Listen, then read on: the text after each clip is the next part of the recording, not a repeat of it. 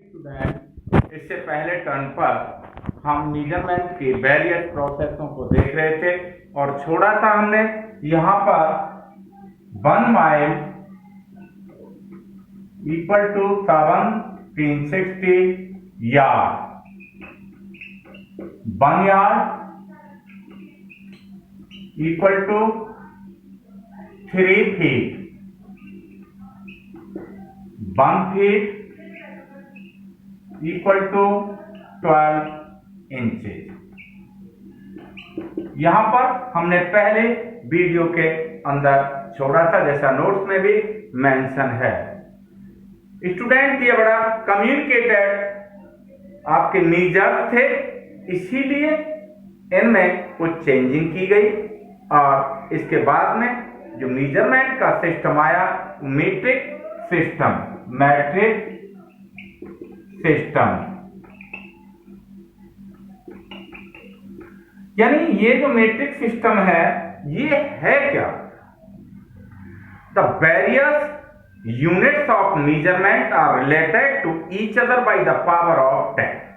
यानी इसके अंदर क्या है, जो मेजर करने के वेरियस यूनिट्स हैं वो एक दूसरे पर डिपेंड हैं। और कैसे डिपेंड हैं?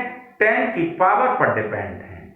जैसे 1 kilometre that equal to 10 to the power 3 metre.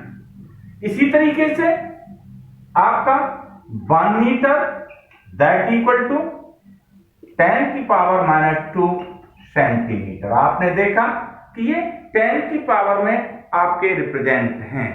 तो ये मीट्रिक सिस्टम है और विश्व में पूरे देशों ने इसे फॉलो किया और काफी समय तक ये सिस्टम आपका चलता रहा। लेकिन इसके बाद आप देखेंगे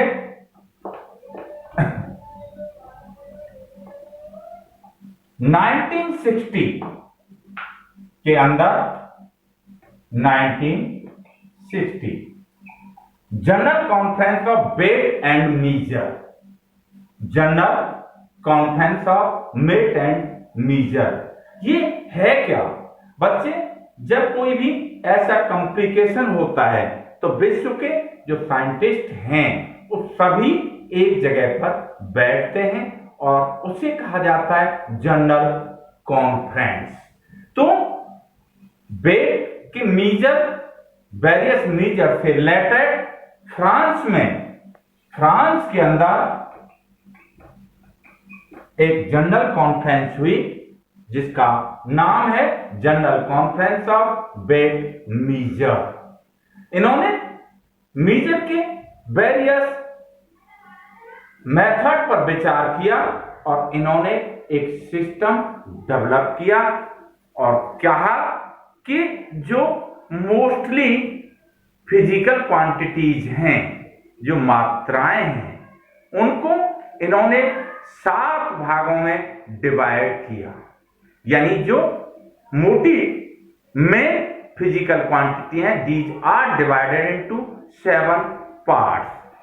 ये 7 पार्ट्स कौन सी फिजिकल क्वांटिटीज हैं?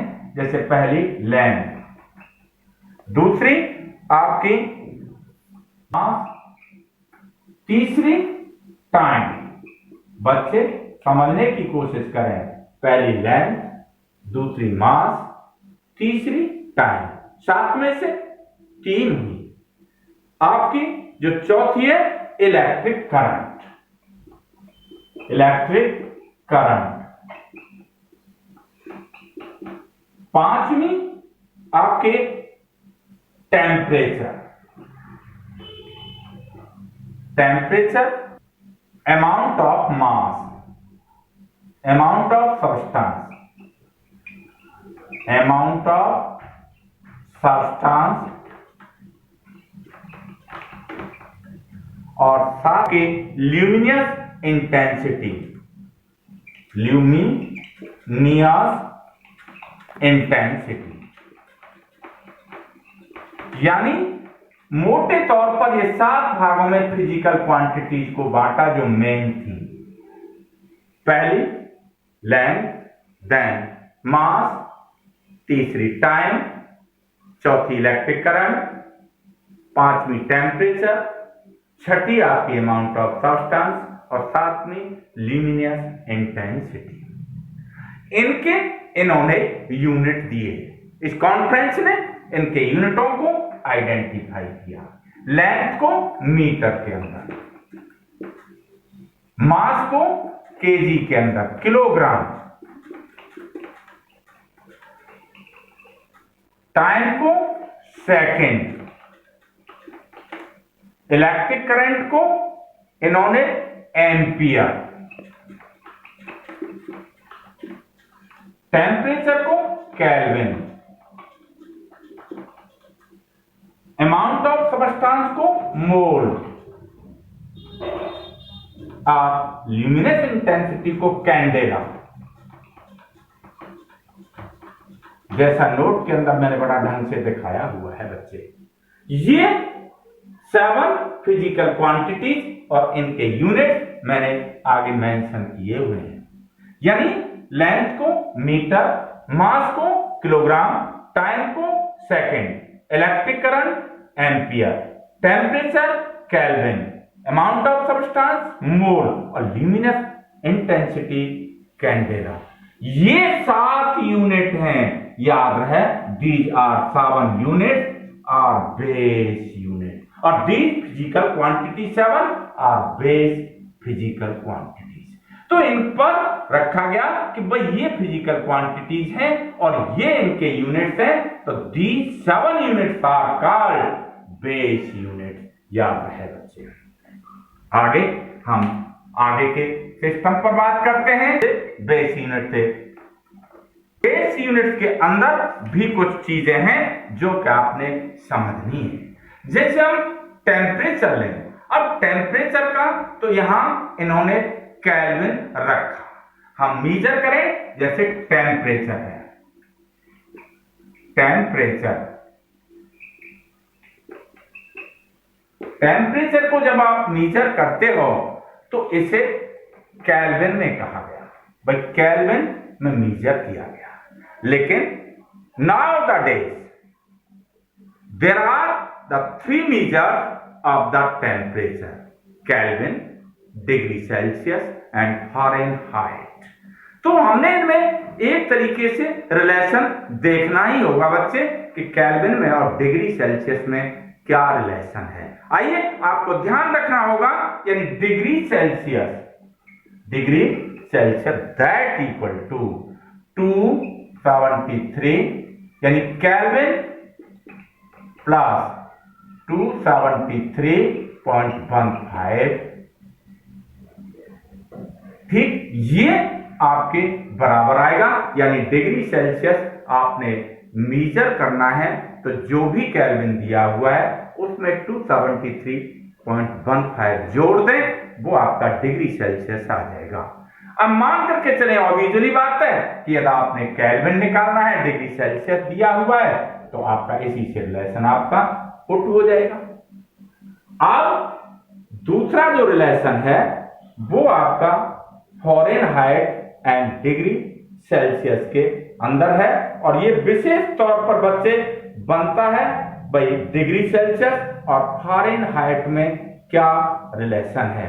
आइए तो डिग्री सेल्सियस इक्वल टू, हम फ़ारेनहाइट में लिखें डिग्री सेल्सियस को, तो हम फ़ारेनहाइट में कैसे लिखें? Degree Celsius equal to 5/9। समझ आया? 5/9 ब्रैकेट में डिग्री फ़ारेनहाइट -32। ये आपका साफ सी बात है। डिग्री सेल्सियस में फ़ारेनहाइट को मीजर करना है तो degree Celsius equal to 5/9 bracket में फ़ारेनहाइट -32। इस तरीके से आप डिग्री सेल्सियस को फ़ारेनहाइट में कन्वर्ट कर सकते हैं। अब मान करके चलिए आपने डिग्री फ़ारेनहाइट निकालना है, डिग्री फ़ारेनहाइट, तो आप किस तरीके से निकालेंगे? इसका सेम रिवर्स हो जाएगा। तो ये 9/5 और ब्रैकेट में डिग्री सेल्सियस प्लस में आपका 32।